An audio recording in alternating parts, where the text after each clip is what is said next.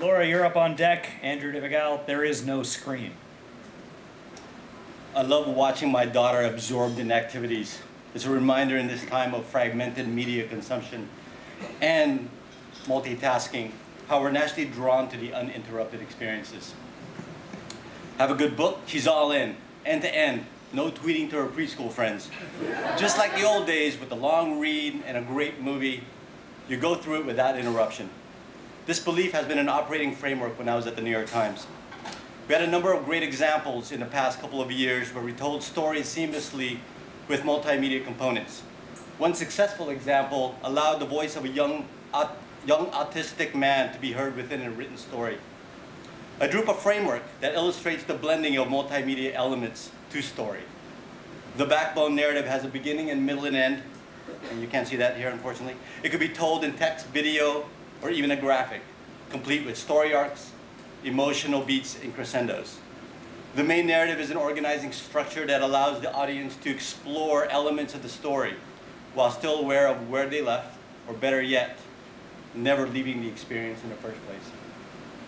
The Times' recent and widely successful Snowfall package by John Branch and a team of graphic editors and multimedia producers took it to a whole new level. I continue to be in awe of the many talented folks who made it happen. But is this framework portable in how we tell stories across multiple devices? Some call this the second screen experience, when you're switching from television to the web or to a tablet. But I worry that switching is at a cost to the narrative. It's also unclear how much of the content is being absorbed. I'm not saying it isn't possible, but can we find a way to make the experience more, well, seamless? More seemingly a part of the uninterrupted journey. Then there's also the concept of transmedia, cross-media, where a cohesive story is told across multiple platforms. I know transmedia isn't the best label, best term, but until somebody actually makes up something and it actually sticks, you might have to stick with that. But in both cases of the second screen experience in transmedia, a dominant platform carries the weight of the experience.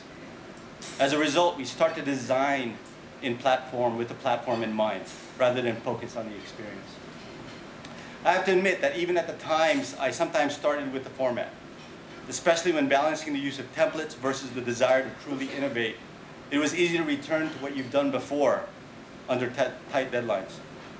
I suppose in some indirect way, it was this danger of falling into a comfort zone that challenged me to seek out new opportunities.